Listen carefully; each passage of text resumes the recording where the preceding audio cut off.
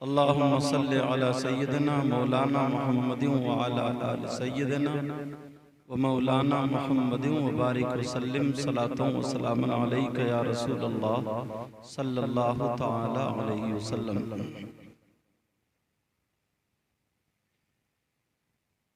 माशाअल्लाह, आप लोग मुबारकबाद के लायक हैं। वाकई आप लोग सुनने के लिए बैठे हैं, वरना तो इतनी मर्तबा माइक बंद हुआ तो अब तक तो आधे चले गए होते जलसों में। और माइक वाले भी अगर पता चल जाए ना जनरेटर बदला जा रहा तो 2 मिनट पहले ही बंद करके बैठ जाए। उनसे गुजारिश है माइक बंद ना करें। मिंबर नूर पर अच्छे अच्छे उलमा इकराम जलवागर हैं। अल्लाह ताला सबके इल्म अमल में बरकतें अता फरमाए। माशाअल्लाह, निज़ाम बहुत अच्छी हुई, अच्छे जुमले, अच्छी ताबीरात, खूबसूरत अंदाज में। अल्लाह ताला बरकतें फरमाए। अल्लाह ताला ने औलाद से नवाजा, बेटे की शक्ल में एक फूल खिला, तो उनकी खुशी में अल्लाह और रसूल का जिक्र करने और सुनने के लिए हमें और आपको जमा किया। अल्लाह ताला उस बच्चे की उम्र में बरकतें अता फरमाए और इस पूरी बस्ती पर मौला तो अपना करम फरमा, रहम फरमा, फजल फरमा। मुसलमानों के घरों में बरकतें और खुशहालियां अता फरमा। आपस में इत्तेफाक, इत्तेहाद और मोहब्बतें, मवद्दतें पैदा फरमा।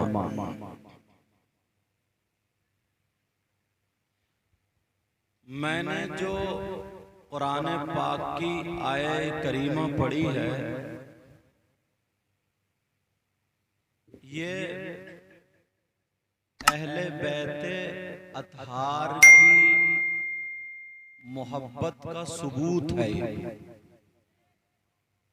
क्या है ये बोलो? औलाद रसूल की मोहब्बत का सबूत है इस आयत से। ये महीना चूंकि यह है खासकर हसनैन करीमैन, और ये जुमला अच्छे अंदाज में अपने जहनों में फिट कर लें कि अहले बैत की मोहब्बत ईमान का एक हिस्सा है। क्या है बोलो? ईमान का। अहले बैत अथार में से जिनका नाम सैयदुश्शुहदा इमाम हुसैन पाक रदियल्लाहु ताला अन्हु का नाम आप खूब सुनते हैं अल्हम्दुलिल्लाह, बोलो ना, और मोहब्बत भी करते हैं और करना भी चाहिए, क्योंकि नबी फरमाते अला वमम्मा ताला हुब्बि आल मोहम्मद सल्लल्लाहु ताला अलैहि वसल्लम माता शहीदा। जो आले रसूल से मोहब्बत करता हुआ दुनिया से गया, वो शहीद की मौत गया। सुभान अल्लाह, सुभान अल्लाह। तवज्जो है ना? सारे लोग सुन रहे हैं?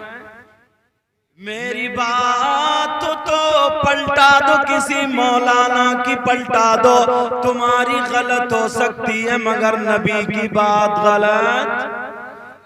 बोलो, नबी की बात गलत। और सुनो आका फरमाते अला व मम्मा ताला हुब्बे आले मोहम्मद सल्लल्लाहु ताला अलैहि वसल्लम माता मुस्तकमिलल ईमान।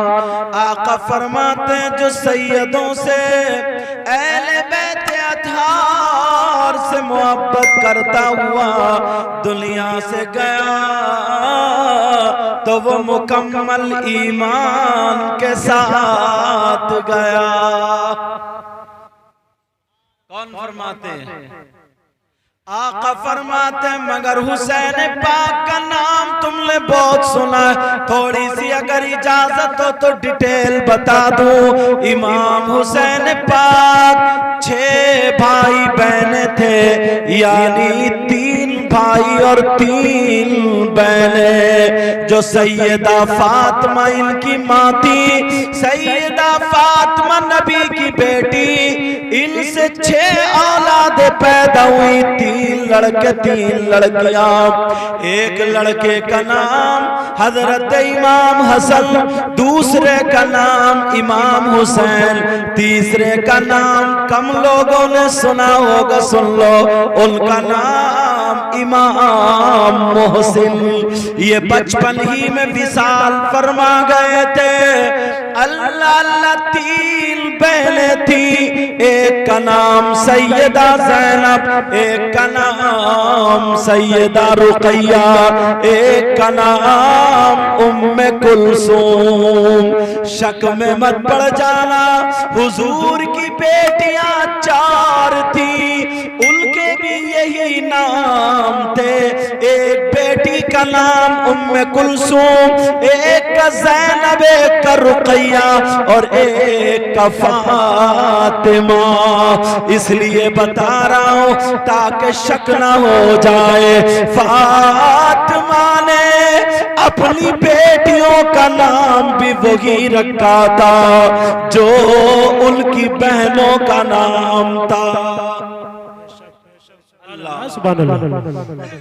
और सुनो प्यारे, हजरत अली इमाम हुसैन पाक के बाप है, मगर सुनो इमाम हुसैन पाक के बाप मौलाए कायनात हजरत अली की एक बीबी जिनका नाम सैयदा फातिमा, इनके अलावा 8 बीबियां और भी थी। क्या थी बोलो? 8 बीबियां और भी थी। बेटा माइक वालों से गुजारिश है, बेटा ऐसा करो आवाज को ना पकड़े, क्योंकि तुम्हारा कारोबार है, दूर तक आवाज जाती है, चैनल के जरिए आवाज जाती है, तो पता चल जाता किसका माइक सही बोल रहा है या किसका खराब बोल रहा। मैं नहीं चाहूंगा, अल्लाह ताला तुम्हारे कारोबार में बरकतें अता फरमाए। अब सुनो, इमाम हुसैन पाक की मोहब्बत क्या ईमान का एक हिस्सा। जब तक इन पे अगर आप दुरूद ना पढ़े तो आपकी नमाज भी मुकम्मल ना हो। अल्लाहुम्मा सल्ली अला मोहम्मद व अला आलि मोहम्मद। मगर प्यारे, मुझे जो बताना है इसमें 2-4 बातें वो बतानी है जहां पर शैतान हम लोगों में आपस में इख्तिलाफ कराने की कोशिश करता है, जहां पर शैतान लड़ाई डालने की कोशिश करता है, आपस में झगड़े कराने की कोशिश करता है। याद रखो, हर चीज का एक दायरा होता है। मोहब्बत भी, अहले बैत अतहार की मोहब्बत का भी एक दायरा है। अगर मोहब्बत दायरे में करोगे तो वो मोहब्बत है, वरना मुखालिफत है। मोहब्बत का दायरा क्या है? वो है शरीयत मुस्तफा, वो है शरीयत मुस्तफा। अगर शरीयत मुस्तफा के दायरे से निकल के आप अगर किसी से भी मोहब्बत करें तो वो मोहब्बत नहीं है, वो अदावत है, वो मुखालिफत है, वो जिहालत है, वो शैतानियत है। वो है क्या, जरा ये भी तो गौर करो, ये भी तो तवज्जो करो। ईशा की 4 रकात नमाज फर्ज है। कितनी है बोलो? ईशा की 4 रकात नमाज फर्ज। किसकी बोलो? ईशा की। अगर कोई 5 पढ़ ले तो नमाज होगी क्या? बोलो नमाज होगी क्या? नहीं हो सकती। क्यों? अरे भाई नमाज में कोई किसी को गाली थोड़ी दे रहे हैं, अच्छा ही काम कर रहे हैं, कुरान पढ़ रहे हैं, सुभान रब्बियल अजीम है, समी अल्लाहु लिमन हमीदा, सुभान रब्बियल आला, तो और ज्यादा सवाब होना चाहिए। 4 से 1 रकात ज्यादा हो गई तो और ज्यादा होना चाहिए, मगर नहीं, क्योंकि शरीयत ने ईशा की नमाज में 4 रकात नमाज फर्ज की है। अगर शरीयत के दायरे से बढ़ोगे तो नमाज खत्म हो जाएगी। एक का सवाब नहीं, ये चारों भी खत्म हो जाएंगी। अगर तुम्हें इबादत करना है, मोहब्बत करना है, वो सब की सब शरीयत मुस्तफा के दायरे में करो। नारे तकबीर, नारे रिसालत, नारे गौसियत। और सुनो, सहरी के टाइम तक आप सहरी खा सकते हैं, और अगर फजर के बाद सहरी खाओ तो रोजा नहीं होगा। क्यों? जो दायरा था, जो वक्त था, उससे आगे निकल गए।